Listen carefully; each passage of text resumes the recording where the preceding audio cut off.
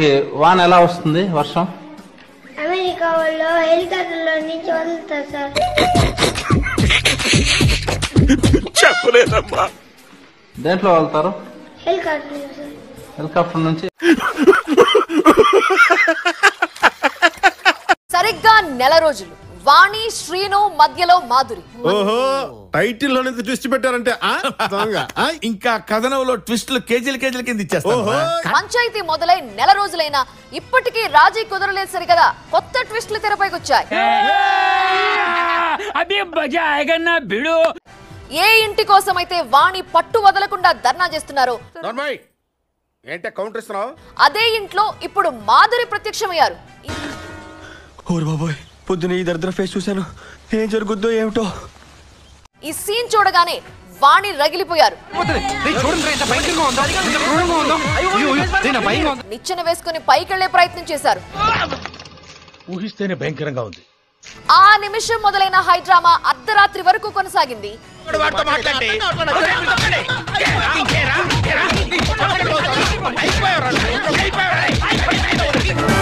MLC Duvvada Srinivas ఇంటి దగ్గర మరోసారి అర్ధరాత్రి హై డ్రామా నడిచింది.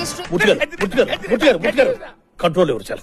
వాడి పాపాను వాడు చేసిన పాపాలకి నేను పోయేటట్టున్నాను సార్. నిజమే. శ్రీకాకుళం జిల్లా టెక్కలిలో ఉన్న ఇంట్లో ఫస్ట్ ఫ్లోర్ లోకి వెళ్లేందుకు వాణి ఆమె ఇద్దరి కుమార్తెలు కూడా ప్రయత్నించారు. నిచ్చెన వేసుకుని పైకెక్కేందుకు తీవ్రంగా ప్రయత్నం చేశారు. సాహసమనే చెప్పాలి. Anyway, wish all the best. Carry on. Duvvada Vani ప్రయత్నాన్ని మాధురి అడ్డుకున్న దృశ్యాలు మీరు చూడొచ్చు. పైనుంచి నిచ్చెనను మాధురి తోసివేసింది. ఎంత ఘోరం జరిగిపోయిందిరా. తనపై దాడి చేస్తే ఊరుకోనంటూ మాధురి వార్నింగ్ ఇచ్చింది. అల్లుడు, నువ్వు తగ్గొద్దు, నువ్వు వెనకడుగేయద్దు.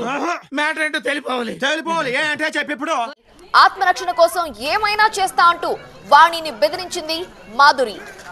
ఇదే ఇంట్లో ఏళ్ల తరబడి ఫుడ్ గెచ్చా, మందు గెచ్చా, కత్తి నిండా కుదుకులేక నిద్ర గెచ్చా. ఇప్పుడు కళ్ళు మండే.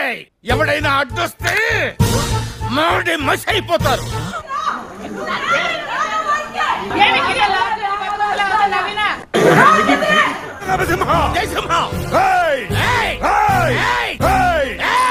మాధురి అసలు ఆ ఇంట్లోకి ఎలా వెళ్ళిందో ఎవరికి తెలియదు. సడన్ గా అక్కడ అపీర్ అయింది. దీంతో ఈ విషయం తెలుసుకున్న వాణి ఆమె కుమార్తెలు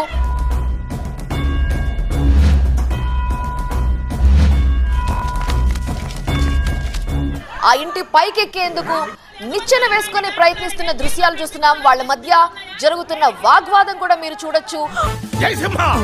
నువ్వు దాదాగిరికి వచ్చినా, దౌర్జన్యానికి వచ్చినా, గూండాయిజానికి వచ్చినా, గ్రూపులుగా వచ్చినా, ఒక్కడిగా వచ్చినా, ఫ్యామిలీ మొత్తాన్ని వేసుకొచ్చినా ఈ పద్మనాభం అంతా పెట్టుకుంటే పచ్చడైపోతావు. నా ఆత్మరక్షణ కోసం ఏమైనా చేస్తానంటూ మాధురి వాళ్ళని బెదిరించింది. ఇవన్నీ వినడానికి బాగుంటాయి కానీ ప్రాక్టికల్ గా వర్కౌట్ అవ్వవు. చూశాను. ఓవైపు వాణి ఆమె కుమార్తెలు పైకెక్కేందుకు ప్రయత్నించారు. దీంతో అక్కడ అర్ధరాత్రి హై టెన్షన్ వాతావరణం నెలకొంది.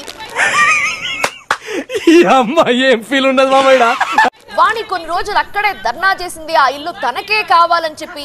అయితే శ్రీనివాస్ మాత్రం నేను ఇచ్చే ప్రసక్తే లేదు, ఏదైనా ఇస్తాను గానీ ఇల్లు మాత్రం ఇవ్వనన్నారు.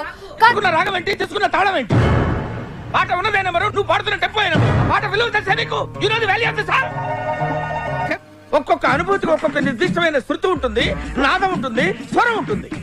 నీ వస్త్రాలంకరణ మీద పెట్టిన శ్రద్ధలో సగం స్వరాలంకరణ మీద పెడితే బాగుంటుంది అంటున్నాను. I'm telling that.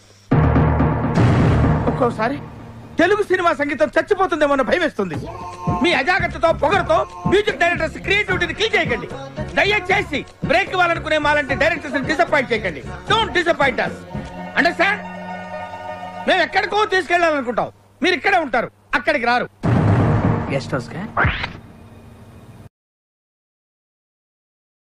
కానీ సడన్ గా ఇప్పుడు మాధురి ఫస్ట్ ఫ్లోర్ లో కనిపించింది.